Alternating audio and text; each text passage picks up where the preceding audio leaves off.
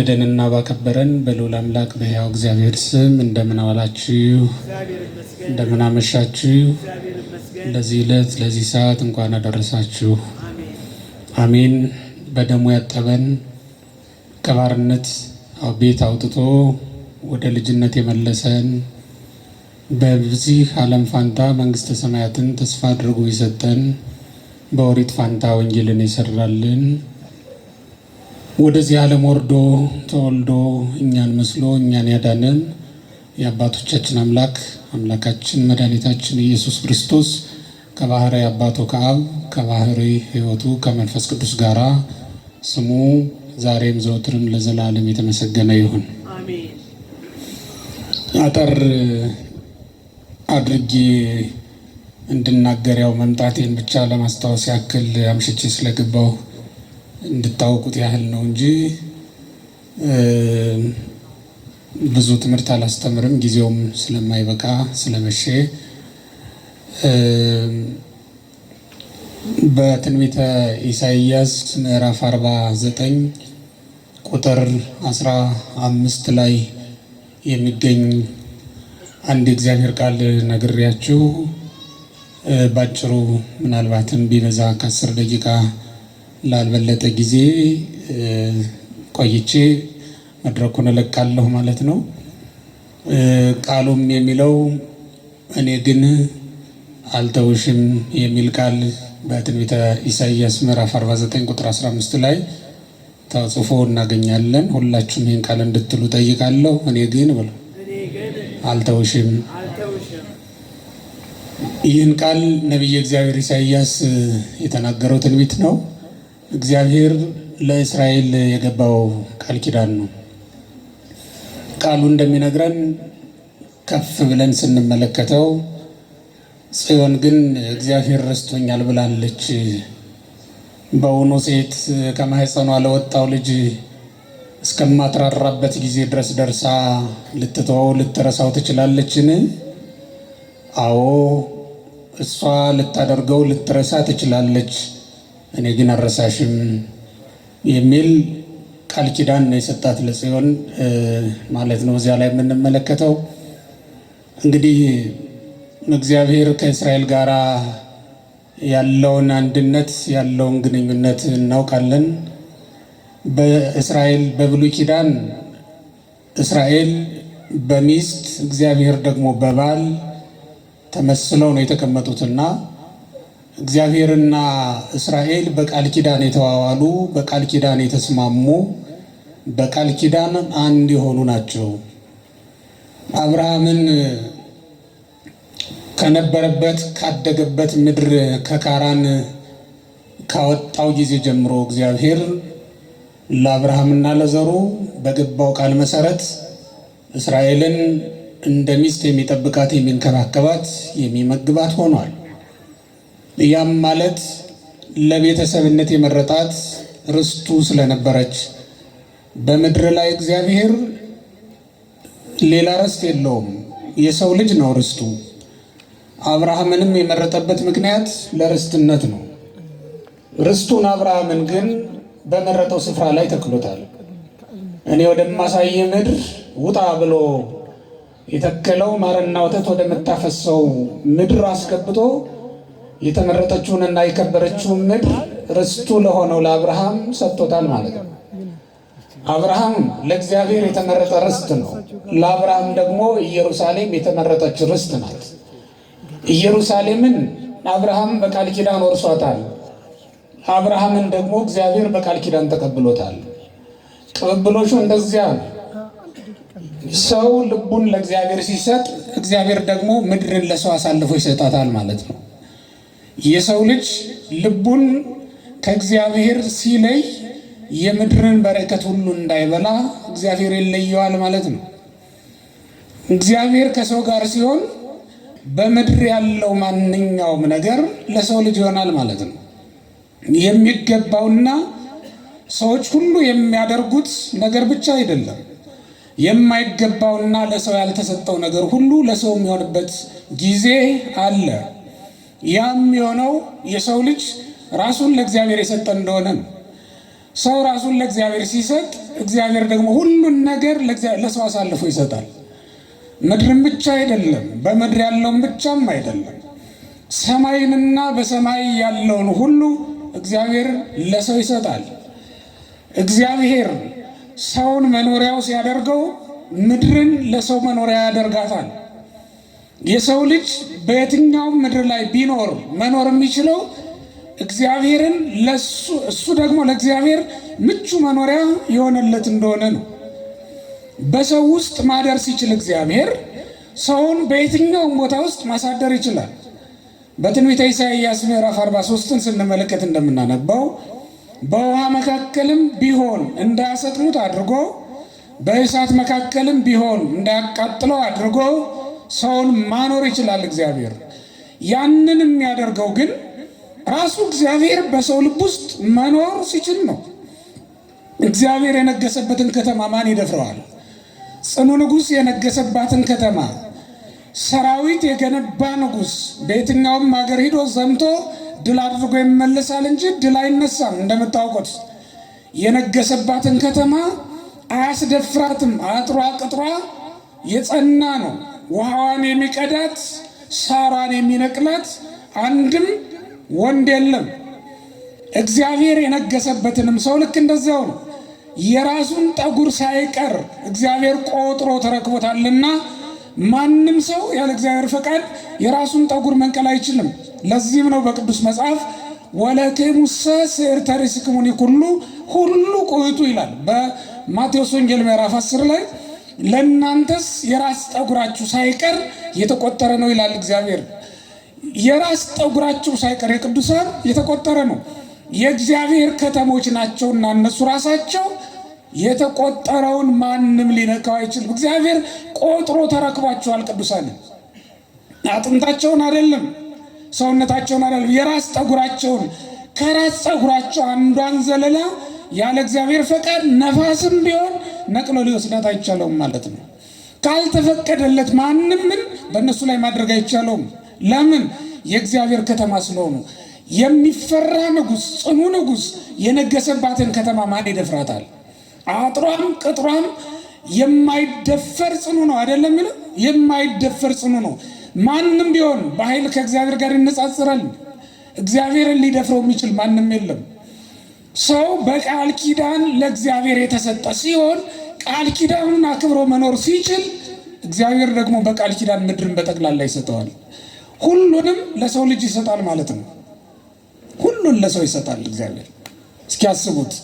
ከአለት ላይ ውሃ ላውጣ ቢል፣ ውሃ ላፍልቅ ቢል የሰው ልጅ ማን ይከለክለዋል? የእግዚአብሔር ሆኗል። አንድ ጊዜ አለትም ቢሆን ይታዘዝለታል። ፀሐይ ጨረቃም ቢሆን ይታዘዙለታል። ፀሐይ ጨረቃ ለኢያሱ እንደታዘዙለት ቀን ቢያጥረው ጊዜ ቢያንሰው ፀሐይና ጨረቃን ወደ ማዘዝ ገባ። ተመልከቱት። በእስራኤል ላይ ነው የተሾመ ለጊዜው እንዲመራቸው እንዲያስተዳድራቸው። እኔ ከአንተ ጋር ነኝ፣ አልጥልህም፣ አልተውህም፣ ከሙሴ ጋር እንደነበሩ ከአንተ ጋር እሆናለሁ ብሎ ቃል ኪዳን ገባለት እግዚአብሔር። በመጽሐፈ ኢያሱ ምዕራፍ 1 ቁጥር 5 ላይ እንደምንመለከተው ኢያሱ 1:5 ላይ እንደተጻፈው እኔ አልጥልህም አልተውም ከሙሴ ጋር እንደነበሩ ከአንተ ጋር እሆናለሁ አለው እግዚአብሔር። ከሙሴ ጋር እንደነበርኩ ከአንተ ጋር እሆናለሁ። እስኪ በሉት ይሄን ቃል። ከማን ጋር እንደነበረ ከማን ጋር ሆነ? ይሄ ማለት ሐሳቡን በደንብ ሙሴና ኢያሱን አይደለም እዚህ ላይ የሚፈልገው እግዚአብሔር። ከአበው ጋር እንደነበርኩ ከትውልድም ጋር እኖራለሁ ማለቱ ነው እግዚአብሔር። ከውሉድም ጋር እግዚአብሔር ይኖራል። ከማን ጋር እንደነበረ? ከአበው ጋር። ከአበው ጋር የነበረ እግዚአብሔር ከትውልድም ጋር ይኖራል። ከአብርሃም ጋር ነበረ እግዚአብሔር፣ ከይስሐቅም ጋር ነበረ እግዚአብሔር፣ ከያዕቆብም ጋር ነበረ እግዚአብሔር፣ ከዳዊት ጋር ነበረ እግዚአብሔር፣ ከሰሎሞን ጋር ነበረ እግዚአብሔር። ከማቴዎስ ጋር ገብቶ ወንጌል ሰብኳል። ከቶማስ ጋር ገብቶ ወንጌል ሰብኳል። ከዮሐንስ ጋር ገብቶ ወንጌል ሰብኳል። በሁሉም ቦታ እግዚአብሔር ከአባቶቻችን ጋር ነበረ። ከእኛስ ጋር ይኖራል አይኖርም? ምክንያቱም ከሙሴ ጋር እንደነበር ከማን ጋር ሆኗል? ከኢያሱ ጋር ሆኗል። ከአበው ጋር የነበረ እግዚአብሔር ከውሉድም ጋር ይኖራል። ይሄ ቃል ኪዳኑ ነው። እግዚአብሔር የማይፈርስ የዘወትር ቃል ኪዳኑ ነው። እግዚአብሔር ቃሉን ይጠብቃል አይጠብቅም? ሰው ነው ቃሉን የሚያፈርሰው። እኔ ግን ያለ ለዚህ ነው እግዚአብሔር እኔ ግን አልተውሽም፣ ለምን? እናት ልጇን ትረሳለች፣ ትተዋለች። እናት ቃሏን ታፈርሳለች። ቃሉን የማያፈርስ ማን ብቻ ነው? እግዚአብሔር ነው። ወገኖቼ እግዚአብሔር ከኛ ጋር ቃል አለው፣ ከኛ ጋር ኪዳን አለው። ላይተወን ላይለየን ቃል ኪዳን አለው እግዚአብሔር። ትቶኛል ብላችሁ እንዴት አስባችሁ? በእውነት ክርስቲያኖች ትቶኛል ብሎ ያሰበ ሰው በእውነት እግዚአብሔርን እንደ አምላክ ያውቀዋል፣ እንደ ፈጣሪነቱ ያውቀዋል፣ ይቀበለዋል። እግዚአብሔር ይተው ዘንድ በእውነት ይችላል? እግዚአብሔር ቃሉን ይረሳ ዘንድ ይችላል? እግዚአብሔር መርሳት አለ በሱ ዘንድ? ማንም በሱ ዘንድ የተረሳ አይደለም። አንተም አንቺም በሱ ዘንድ የተረሳችሁ አይደላችሁም። እንኳን እኛን ይረሳ ዘንድ እግዚአብሔር የራስ ጠጉራችንን እንደማይረሳ ቃል ገብቷል። እግዚአብሔር ከኛ መካከል እግዚአብሔር ረስቶ የራስ ጠጉሩን አጉድሎ የፈጠረው ሰው አለ? ከኛ መካከል እግዚአብሔር ረስቶ በጣቶቹ ላይ ጥፍር ያላበቀለለት ሰው አለ? እግዚአብሔር ከኛ መካከል ረስቶ እግዚአብሔር ዓይን ያልተከለለት ሰው አለ? ከኛ መካከል ረስቶ እግዚአብሔር አካል ያጎደለበት ሰው አለ? ይህን ያክል የማይረሳ ከሆነ እግዚአብሔር ረስቶኛል ብላችሁ እንዴት አስባችሁት? በእውነት ክርስቲያኖች ስለ ራበን፣ ስላመመን፣ ስለደከመን፣ ስለጎደለብን ረሳኝ ብለን እንዴት እናስባለን? እግዚአብሔር ረስቶ ተሳስቶ ፀሐይ ዘግይታ ታውቃለች? እስኪ ንገሩኝ፣ ዘግይታ ታውቃለች? አታውቅም። እግዚአብሔር ረስቶ ተሳስቶ ፀሐይን ያለ ጊዜዋ በሰማይ ላይ ትቷት ያውቃል? ጊዜዋን አይታ ጠብቃ ትገባ አይደል እንዴ? ይህን እኮ እንደ ትራፊክ መብራት አንድ ጊዜ ሲስተሙን አጀስት አድርጎ ትቶት ይሄድ አይደለም። እግዚአብሔር አዘጋጅቶ ትቶት አይደለም። በየቀኑ ይመግባል፣ ሳይረሳ ሁሉን ያሰናዳል። እግዚአብሔር በአንድ ጊዜ ብቻ ነው እንደ ምድር በዕለተ ሰሉስ እጽዋትን እንድታበቅል የታዘዘችው? ዛሬስ ታበቅል የለም? እጽዋት እንዲያብቡ እንዲያፈሩ ዛሬም በየጊዜው ክረምትና በጋው የሚያፈራርቅ የለ? እግዚአብሔር ረስቶት ክረምቱን እንዳስገባው ትቶት ያውቃል? ተኝቶ ያውቃል? ዘንግቶት ያውቃል? በጊዜው ክረምቱ ይመጣል፣ በጋው ሲመጣ ደግሞ ዝናቡ ይቆማል። ደመናት የሚመጡት በጊዜያቸው ነው። ውሃ የሚቀዱት በታዘዙበት ጊዜ ነው። ደመና እኮ ዛሬም አለ፣ የበጋ ደመና ግን ውሃ ቀድቶ ከውቅያኖስ ውሃ ጠልፎ አምጥቶ በምድር ላይ ሲያፈሳ እንመለከተውም። ለምን? እግዚአብሔር አይረሳማ፣ በሰዓቱ ነው የሚያደርገው። አይረሳሽም፣ አይረሳህም። እግዚአብሔር አይረሳንም፣ አይተሆንም። እግዚአብሔር እንዲህ ያለ የታመነ አምላክ ነው። አይረሳንም በሉ ክርስቲያኖች፣ አይረሳንም። መቼም ማንንም አይተውም። ቢረሳህ እኮ ነው ያለ ሰይጣን ነው። ጸሎትሽን ያልተቀበለሽ እኮ ቢንቅሽ ነው ቢተውሽ ነው ብሎ የሚናገር ሰይጣን ነው ይህን የሚያሳስብ። እግዚአብሔር ማንንም አይተውም ክርስቲያኖች። የማንንም ጸሎት አይንቅም፣ ይቀበላል። እስኪ ተመልከቱት። በበረሃ ያሉትና አቡነ አሮን ፀሐይ ትቁምልን በሰማይ ብለው ጸለዩ፣ ተቀበላቸው። በከተማ ያሉት ሕዝብ የሚመሩት በስልጣን ላይ የነበሩት እነ ኢያሱም ፀሐይን ጨረቃን አቁምልን አዘግይልን ብለው ለመኑ፣ ተቀበላቸው። ኢያሱ ባለትዳር ነው፣ የልጅ አባት ነው፣ ባለሚስት ነው። አሮን ደግሞ መነኩሴ ነው፣ ባህታዊ ነው። የባህታዊውን ጸሎት ከዓለማዊው ጋር እኩል የሚሰማ እግዚአብሔር። አቡነ ገብረ መንፈስ ቅዱስ ባህታዊ ናቸው፣ በገዳም የሚኖሩ 562 ዓመት እህል ሳይቀምሱ እግዚአብሔርን ያገለገሉ ሰው ናቸው። ሌሊት አይተኙም፣ ቀንም አያርፉም። ሌሊትና ቀን ሳይቆሙ እንደቆሙ ሳያርፉ ያገለገሉ ጻድቅ ናቸው። 562 ዓመት እንደቆመ ሳያርፍ ያገለገለው ባህታዊ የለመነውን ጸሎት እንደሰማ ሁሉ አብርሃምንም ጸሎቱን ተቀብሎታል። ተመልከቱት። አብርሃም ከሚስቱ ከሳራም አልፎ ከአጋር ልጅ የወለደ ሰው አይደል እንዴ? እንዲህም ሆኖ ግን እግዚአብሔር አልረሳውም፣ ቃል ኪዳኑን አላጠፈም። የትኛው ኃጢአትህ ነው አንተን ተራራ ሆኖ ከእግዚአብሔር እይታ የሚጋርድህ? የትኛው ተራራ ነው ከእግዚአብሔር ጋርዶ እንዳንተያይ ያደረገን? እግዚአብሔር የማያየው ቦታ አለ? እግዚአብሔር የሚሰወረው ቦታ አለ? በእውኑ እግዚአብሔር ቢተወንስ ኖሮ መኖር እንችላለን? መኖር እኮ አንችልም። የተዋችሁት ቤት በበነጋው በሌላ ቀን ብትሄዱ ሸረሪት ወርሶት አይደል የምታገኙት? የተዋችሁትን የማትኖሩበትን ስፍራ ግድግዳው ነቅቶ ፈራርሶ አይደል የምታገኙት? ወድቆ እቃው ያስቀምጣችሁት ረስታችሁት ትንሽ ቀን ብትቆዩ። እግዚአብሔር የሚረሳ ቢሆን ኖሮ በእውነት እንዴት በተተውነ ነበር። ስለማይረሳ ነው እንጂ እግዚአብሔር በእውነት ዛሬ እንደ ሶዶም እንደ ገሞራ ባልሆንም ነበር፣ ባልጠፋንም ነበር። ሶዶም ገሞራ የሰራችውን ኃጢአት እኮ እኛም ሰርተናል። ስለማይረሳ ነው እንጂ እግዚአብሔር እንደ ሰባት ካት ዛሬ ንፍር ውሃ ወርዶ ባልቀቀለንም ነበር። እንደ ሰባት ካት ያለውን ኃጢአት ዛሬም ሰርተናል። እነሱም እኮ የፈጸሙት ዝሙት ነው፣ ሌላ ነገር አላደረጉም። እንደዚህ ዘመን ዝሙት በዝቶ የተሰራበት ዘመን አለ። እነሱም እኮ የሰሩት ይሄንኑ ነው። እኛ እንደ አፍኒን እንደ ፊናስ አይነቱን ኃጢአት አልሰራንም ዛሬ እንደ ካህናቱ። እነሱ መቅደስ አያውቁ፣ ከተማ አያውቁ። መቅደሱና ከተማው አንዱ ሆኖባቸው ወደ ቤተ መቅደስ ለጸሎት የመጡትን ሴቶች ሳይቀር ይቀጣጠሯቸው ነበር። መቀጣጠሪያ አድርገውት ነበር ቤተ መቅደሱ።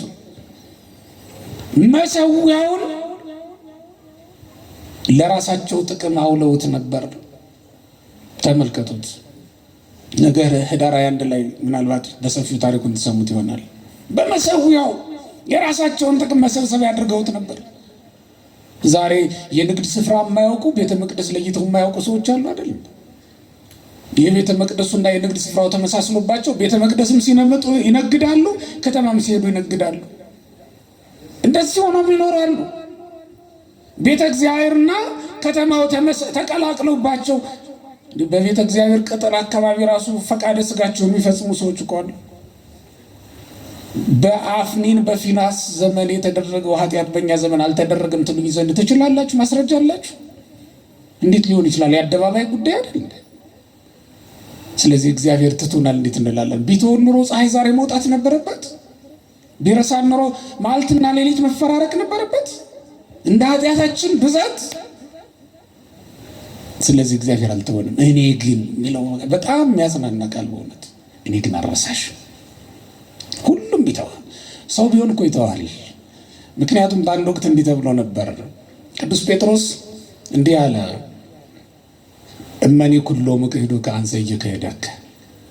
ሁሉም ቢክዱ እኔ ግን ምን አልልም አልክድህም አለ። ግን አልካደም። እኔ ግን አልተውሽም ብሎ ከእናትና ከአባትሽ የለየሽ ባልሽ ሊተውሽ ይችላል። እኔ ግን አልተውህም ብሎ የማለልህ ባልንጀራ ሊተው ይችላል፣ ሊረሳ ይችላል የተሻለ ሲያገኝ። እግዚአብሔር ግን አንተን በተሻለ ሰው ሊለውጥ አይችልም። የተሻለው ቅዱሳን እኮ አሉት በበረሃ ቆመው የሚያገለግሉት ከምስጋና በቀር ሌላ ጉዳይ ሌላ ግብር የሌላቸው በጣም ብዙ ቅዱሳን አሉት እግዚአብሔር። ከአንደበታቸው እንደ ጥሩ ውሃ ምስጋና ብቻ የሚፈስ እውነትና ሐሰቱ የተቀላቀለ በአንተንም እግዚአብሔር ትቶ አያውቅም። እስከ ዛሬ ድረስ ይመግባል፣ ጤናህን ይጠብቃል እግዚአብሔር። እንደነዚያ ቅዱሳን ሁሉ ዛሬም ምግብናውን አላቋረጠብንም እግዚአብሔር። ይልቁንም አብልጦ እያደረገልን ነው። እነሱ በቀን 1 ጊዜ ነው የሚመገቡት፣ እኛ ግን በቀን 3 ጊዜም 4 ጊዜም ምናልባትም ከዚያ በላይ ልንመገብ እንችል ይሆናል። አልተወንም ዛሬም እግዚአብሔር። ሁሉም ትቶናል እኮ እግዚአብሔር እኮ ነው ያልተወን። ሁሉም ትቶን እሱ ነው። እኔ ግን አልተውሽም ይላል እግዚአብሔር። ይህን ቃል አስታውሱ ክርስቲያኖች። በጨለማም ቢሆን በብርሃንም ቢሆን ይህን ቃል አስቡ። እኔ ግን አልተውሽም ያለሽን እግዚአብሔርን ያለህን እግዚአብሔርን ከነፍስህ ጋር ይሄ ቃል ኪዳን እንዳለው አስብ። ከነፍሳችን ጋር ይህን ቃል ኪዳን ተጋብቷል እግዚአብሔር። አይተወንም፣ ለዘላለም ላይጥለን ላይተወን ቃል ገብቷል። በደሙ ገዝቶ ገንዘቡ አድርጎናል እግዚአብሔር። ገንዘቡን እንዴት ይረሳል? እስኪያስቡት። የገንዘብ ይኖራችሁ ሰው እጅ ላይ ሆኖ እኮ ታስቡታላችሁ አይደል እንዴ? ገንዘባችሁን የእናንተ ነውና ረስታችሁት ልትተውት አትችሉም። ገንዘባችሁ ስለሆነ ሀብታችሁ ስለሆነ እኛም ዛሬ ምንም እንኳን ኃጢአት እያባበለች ወስዳ በሰይጣን እጅ ብታስገባንም እግዚአብሔር ግን አይተውንም። ገንዘቦቹ ነና በደሙ የገዛን ገንዘቦቹ ነና መስቀል ላይ ወጥቶ መከራ የተቀበለልን በግርፋቱ በሰንበሩ በደሙ በመከራው የገዛን ያዳነን ፈውስን የሰጠን እሱ እግዚአብሔር ጌታችን ነው። የነፍሳችን ጌታዋ ነው። ክርስቲያኖች ጌታዋ ነውና ነፍሳችንን ሊተዋት አይችልም።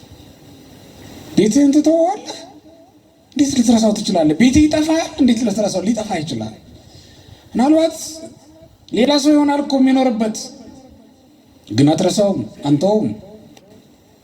እግዚአብሔር ቤቱን እንዴት ይተዋል? እኛ እኮ ቤተ መቅደሶቹ ነን፣ ማደሪያዎቹ ነን። ግን ክርስቲያኖች እኛ የእግዚአብሔር መሆናችንን በደንብ እንይ። እግዚአብሔር አይረሳንም፣ ግን እኛ ረሳነውም ወይ? ጌታን ጸሎቱ ካረሳው ትጸልይ ነበር አይደል? ባትረሳው ኖሮ ለአምልኮ ትተጋ ነበር አይደል? ባንረሳው ኖሮ በእውነት እንቅልፍ ይጥለን ነበር። ነፍሳችን ስምጥ ያለ እንቅልፍ ውስጥ ሄደው የወደቀችው እኮ ረስተነው ነው እግዚአብሔርን። ቅዳሴው ያለፈን ረስተነው እኮ ነው እግዚአብሔርን፣ ረስተነው ነው። የታመሙትን መጠየቅ ያቆምነው፣ ምህረትን ማድረግ በጎ ነገርን ማድረግ እንችላ ያልነው ረስተነው እኮ ነው እግዚአብሔርን። ሰው እያስቀየምን እየኖርን ያለ ነው በሰላም። እንዴ ሰው አስቀይሞ መኖር በጤና ምንም ሳይጎረብጠው የሰው ገንዘብ በልቶ ከሰው ጋር ከወንድሙ ጋር ፊት ተዟዙሮ እንዴት ይሆናል? ሰው ማስቀየም እግዚአብሔርን ማስቀየም እንደሆነ ረስተው። አዎ እኛ ግን እንረሳለን፣ እግዚአብሔር ግን አይረሳንም። አሁን እኛ እንተዋለን፣ እግዚአብሔር ግን አይተወንም። አሁን እኛ እንጥላለን፣ እግዚአብሔር ግን አይጥለንም። እኛ እግዚአብሔርን ረስተነዋል፣ እኛ እግዚአብሔር ግን እኛን ረስቶን አያውቅም። በእውነት ክርስቲያኖች እውነቱ እሱ ነው፣ የማይረሳን እሱ ነው። አንድ አባት ምን ይላሉ? እንዲያውም ጊዜ የማይሽራቸው ሁለት የፍቅር አይነቶች አሉ። አንዱ እግዚአብሔር ለሰዎች ያለው ፍቅር ነው። እውነት ነው አይደለም? እውነት ነው።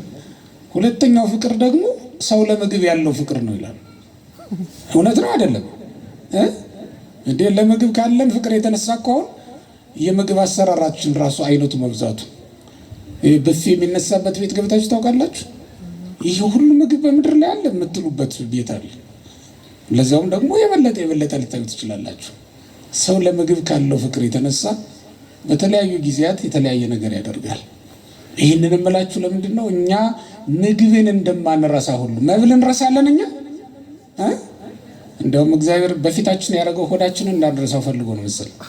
ነገሩ በጀርባ የሚሆን ምን ትረሱት አይመስለኝም። ትረሱት አላችሁ? አይ አትረሱም። በጀርባ ቢሆን አትረሱትም። አሁን በቃ በፊታችን ነው አንረሳው። እግዚአብሔርም ልክ እንደዛ ነው። ሁልጊዜ በፊቱ። እግዚአብሔር እኮ ጀርባ የለው፣ ሁሉም ፊቱ ነው። በፊታችሁ ያለውን ነገር እንዴት ትረሱታላችሁ? ኧረ ሊሆን አይችልም። እናት ልጇን አዎ ትረሳለች፣ ከዓይኗ ትሰውረዋለች። አንዱ ቦታ ብትሄድ ይሰወራል ከዓይኗ አይደል? በገረድ በሰራተኛ እጅ ጥላው ትሄዳለች።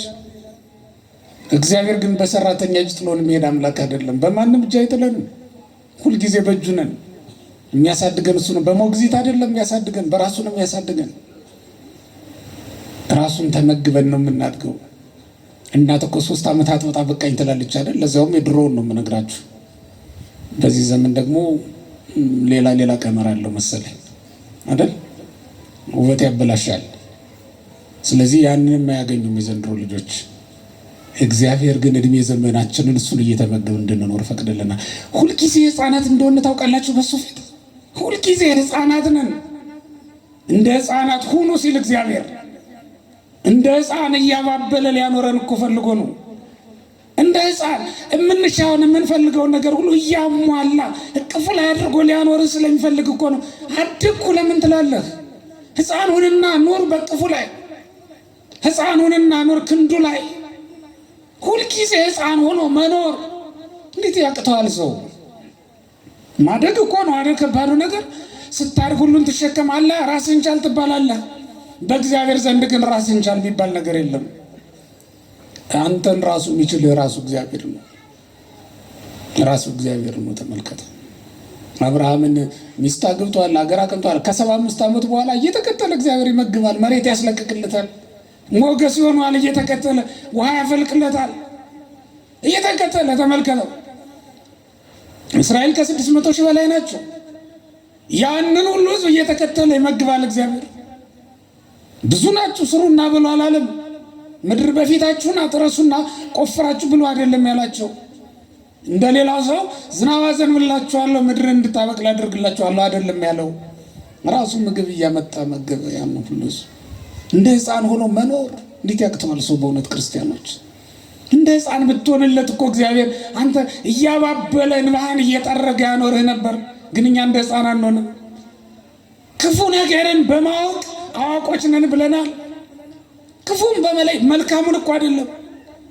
አዳምና ሔዋን እኮ መልካምና ክፉን በመለየት በማወቅ ነው በቃ ከቅፉ የወጡት በመጀመሪያ። አሁን ሕፃን ልጅ መልካምና ክፉ ለይቶ አያውቅም አይደል? አይበድልም፣ አውቆ አይበድልም፣ አውቆም በጎ ነገር አያደርግም። እውነት ነው። ልክ እንደዚያ ሕፃን መሆን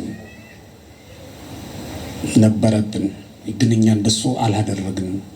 ስለዚህ የተወደዳችሁ እግዚአብሔር ቤተሰቦች 10 ደቂቃ ብዬ 40 አደረግኩት አይደል?